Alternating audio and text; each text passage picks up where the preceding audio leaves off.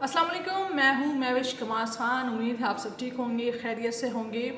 और जैसे कि आप जानते हैं कि आज 5 जुलाई है, तो मैं कुछ आर्टिकल्स पढ़ रही थी 5 जुलाई के मुतल्लिक कि 5 जुलाई को ऐसा क्या ख़ास है कि हर कोई, ख़ासकर पाकिस्तान पीपल्स पार्टी कह रहा है कि 5 जुलाई जो है वो ब्लैक डे है। क्यों है? पता चला कि 1977 में मार्शल लॉ लगाया गया था और भुट्टो साहब का दौर था और ज़ियाउल हक ने उनकी हुकूमत गिराई थी और तब मार्शल लॉ लगाया गया था। तो ट्विटर पे काफ़ी ट्रेंड कर रहा है 5 जुलाई और ज़ियाउल हक, भुट्टो साहब। तो इस पे मैंने कहा कि भाई एक वीडियो बनाई जाए। तो मैं कुछ आर्टिकल्स देख रही थी और मुझे मज़हर अब्बास साहब की उनके एक ब्लॉग जो है नज़र आया। बहुत ही खूबसूरत अंदाज में उन्होंने लिखा है और बताया है कि उस वक्त किस तरह जर्नलिस्ट जिनकी आवाज़ दबाई गई थी, वो एक्टिविस्ट जिनको खामोश किया गया था, किस तरह उन्होंने अपनी जदोजहद जो है वो जारी रखी और किस तरह अपनी आवाज़ बुलंद की इस मार्शल लॉ के ख़िलाफ़, और किस तरह लोगों को अवेयरनेस पैदा करने की कोशिश की। क्योंकि तब तो सोशल मीडिया नहीं था, टच मोबाइल नहीं थे, ट्विटर नहीं था, फेसबुक नहीं था, यूट्यूब नहीं था। तो किस तरह अपनी आवाज़ जो है वो बुलंद करते। जिस तरह हम, अगर आप किसी को टीवी पे बंद भी कर दे, जिस तरह इमरान खान पे पाबंदी लगाई गई है पाकिस्तान में कि उनका नाम नहीं लिया जाएगा, उनकी मुतल्लिक ख़बर जो है वो टीवी पे नहीं दिखाई जाएगी, लेकिन सोशल मीडिया पर उनका चर्चा है। अगर वेब न्यूज़ अगर हम बात कर ले तो वहाँ पर तो सब कुछ है, लेकिन टीवी पर फ़िलहाल पाबंदी लगाई गई है इमरान खान को। तो इस तरह मार्शल लॉ में ये चीज़ें होती है, गिरफ्तारियाँ होती है, पाबंदियाँ लगाई जाती है, फ्रीडम ऑफ स्पीच जो है वो ख़त्म कर दी जाती है। तो ये एक आर्टिकल मैं पढ़ रही थी। डायरेक्ट हम आर्टिकल पे आते कि उन्होंने क्या लिखा है। तो जो उनका आर्टिकल है मज़हर अब्बास साहब का, मैं आपको वो पढ़ूँगी और बताऊँगी कि किस तरह की जदोजहद जो है वो जारी रही। तो स्टार्ट करते हैं मज़हर अब्बास साहब के खूबसूरत आर्टिकल से, जिसका नाम है मार्शल लॉ के ख़िलाफ़ मुनफरिद मुज़ामत। तो जी स्टार्ट करते हैं। जुलाई 1977 को मार्शल लॉ लगने के बाद जब सियासत और सहाफ़त दोनों ही ज़ेरे अताब आए, मुल्क में सेंसरशिप लगा दी गई, तो सहाफ़ियों और सियासी कारकुनों ने जेलों के अंदर रहकर अखबारात भी निकाले, रसाइल भी और पम्फलेट भी, जिनको जेलों से बाहर कारकुनों और अवाम में तकसीम का काम एक है जो कि लोस खातून माई नागोरी ने अंजाम दिया।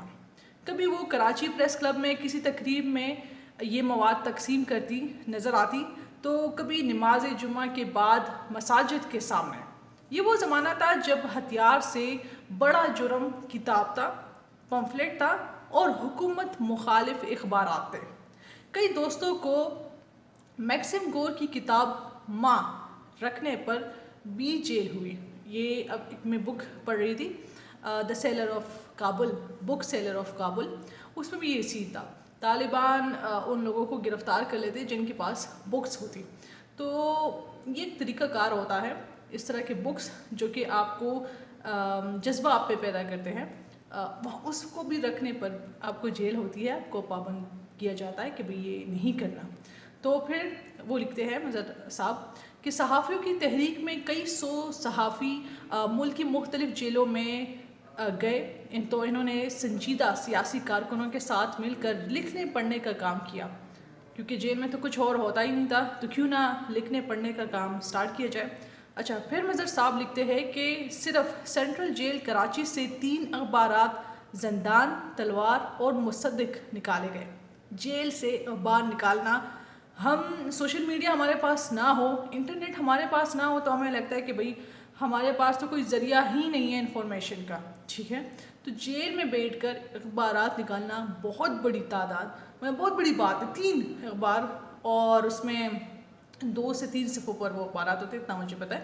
अच्छा, मज़हर साहब लिखते हैं कि इसके अलावा जब PPP यानी पाकिस्तान पीपल्स पार्टी के तर्जुमान अखबार मसावात पर पाबंदी आयद हुई, तो ज़ेर ज़मीन रहते हुए कुछ सहाफ़ियों और सियासी लोगों ने मसावात दुबई के नाम से अखबार निकाला।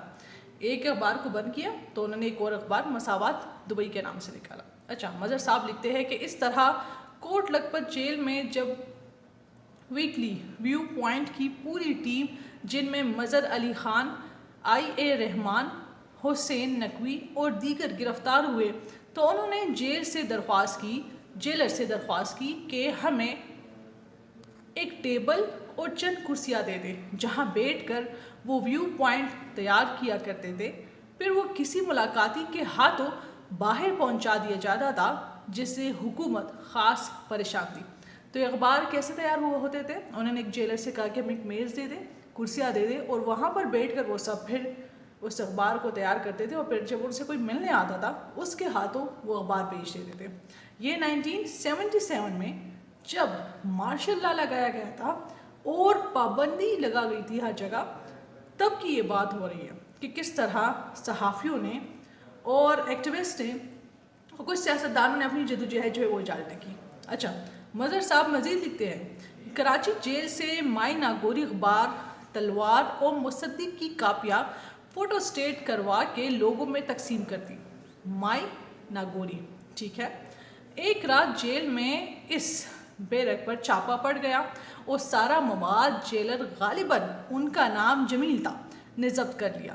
اس پر سیاسی قیدیوں نے ان سے درخواست کی کہ معاملے کو یہیں دبا دیے، ورنہ ہم تو کہہ دیں گے کہ اس سارے مواد کے لیے قلم اور کاغذ آپ نے دیا تھا۔ بات ان کی سمجھ میں آ گئی اور ٹل گئی۔ دوسری طرف اخبار زندان صحافیوں نے خود نکالا، جس کی ایک کاپی ہمارے ساتھی صوفی صاحب نے مجھے دکھائی، یعنی مظہر صاحب نے خود دکھا کہ مجھے دکھائی۔ ان کا تعلق مساوات سے تھا اور گرفتاری دینے کے بعد انہوں نے کچھ دوسرے ساتھیوں کو ملا کر یہ کام کیا۔ کبھی یہ 2 کبھی 4 صفحہ کا ہوتا تھا، یعنی اخبار کی بات ہو رہی ہے۔ جیل میں بند کمیونسٹ قیدیوں کا اپنا انداز تھا، ان کے وہاں بھی اسٹڈی سرکل چلتے تھے، ساتھ میں پارٹی کے ترجمان سرخ پرچم کے لیے مواد بھی وہیں سے باہر سپلائی کیا جاتا تھا۔ یعنی صرف یہ جرنلسٹ ہی نہیں بلکہ پارٹی کے کچھ ارکان جو تھے وہ بھی اپنی آواز اس طرح بلند کرتے جیل کے اندر ہی۔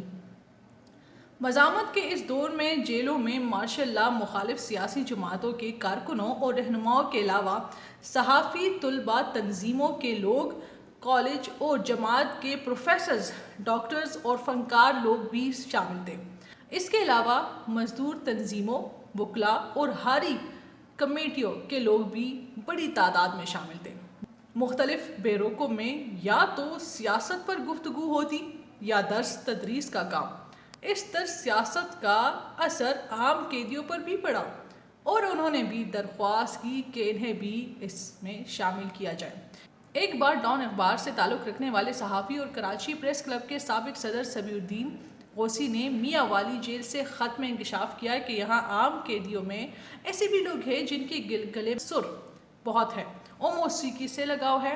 کسی کو بے روزگاری نے جرم کرنے پر مجبور کیا تو کوئی زندگی سے تنگ تھا۔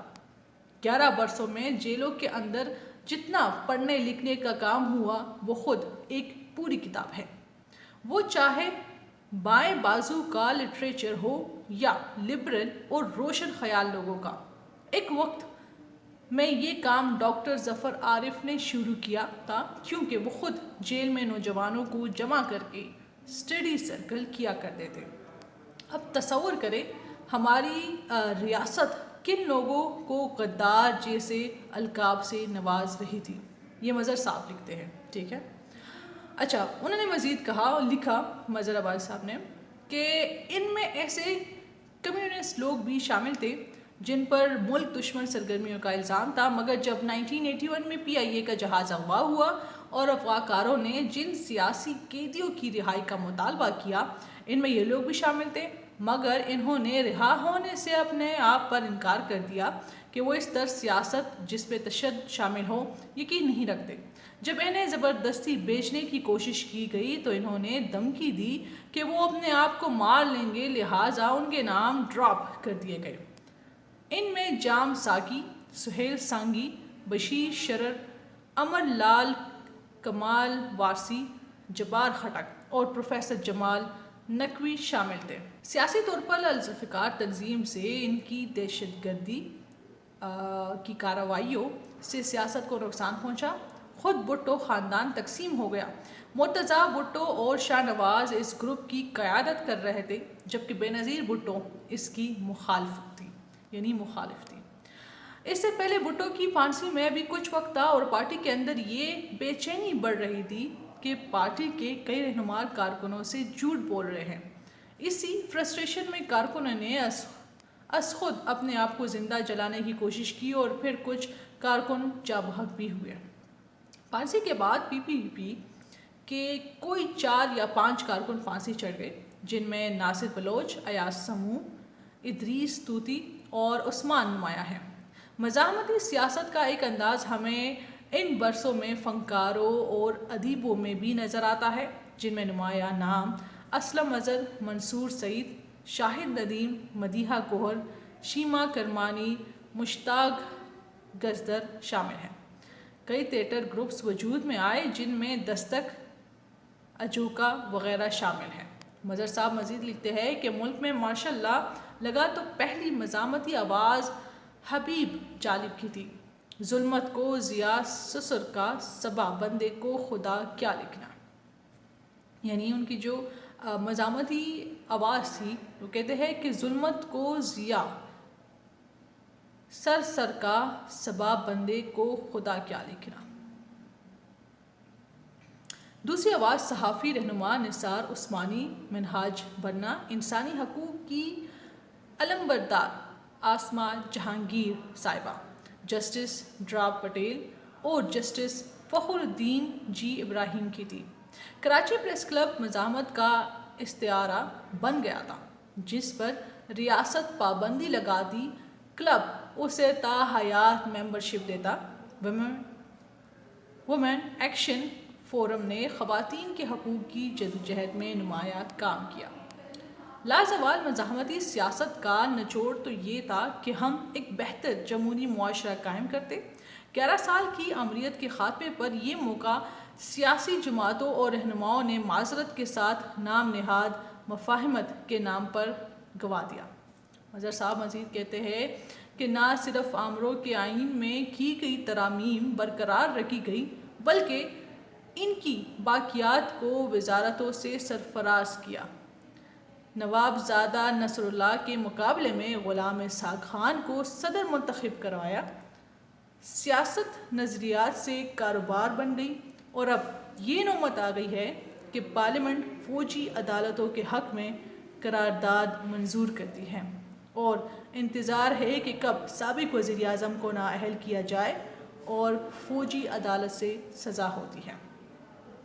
مظہر صاحب مزید لکھتے ہیں کہ ویسے تو ہماری اعلیٰ عدلیہ نے تاریخ میں ایک وزیر اعظم کا جوڈیشل مرڈر کیا، 2 کو نااہل اور 4 مارشل لا کو آئینی اور قانونی قرار دیا۔